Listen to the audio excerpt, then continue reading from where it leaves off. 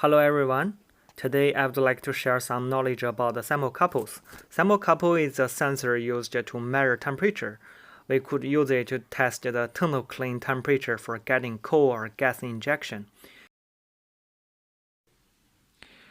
In brick factory, basically we have four types of thermocouples: K-type, high K-type, R-type, and S-type. For the K-type, it can working under 700. For high K-type, you can make it working under 1050 degrees centigrade.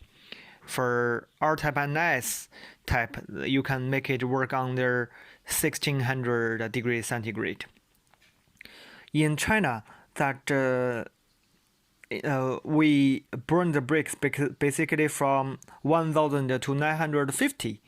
Russia sometimes also from 1050 to 950 degrees C.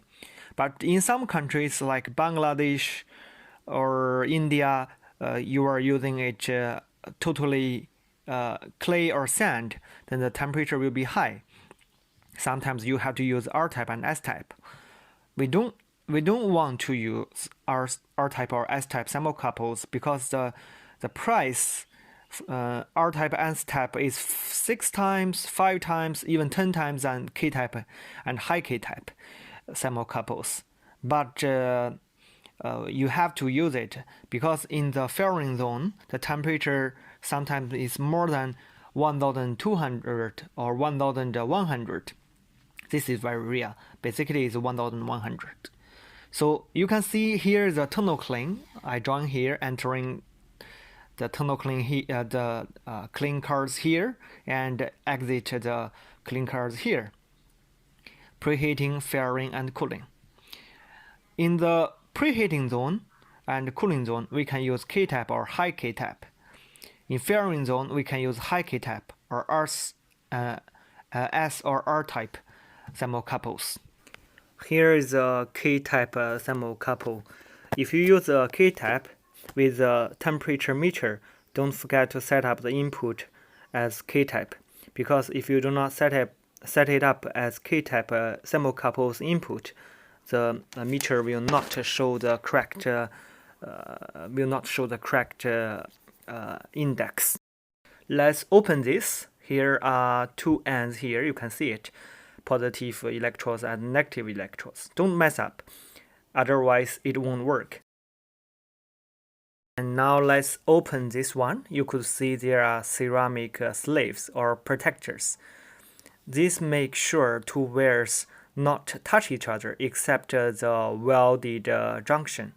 Most of the time, when the welded part broken, it doesn't work. Let's check this one.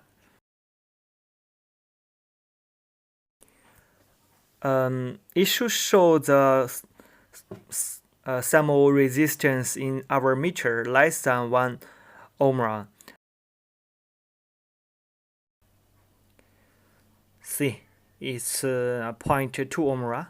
No problem with this one. If it shows more than 1 ohms, it means it is not connected and broken. Then how do you buy thermocouples? For example, if you want to buy one thermocouple for your factory for thermocline measurement, then you have to tell the supplier, number one, what is your tube diameter. Sometimes it's 16 millimeter, sometimes it's 20 millimeter, sometimes it's 18 millimeter. This is a tube diameter. You have to tell them. And number two, you can tell them that what kind of wire diameter you want. Basically, the thicker the better. This is the wire diameter. There are two metals. They have the thickness. I see some thermocouples are very cheap.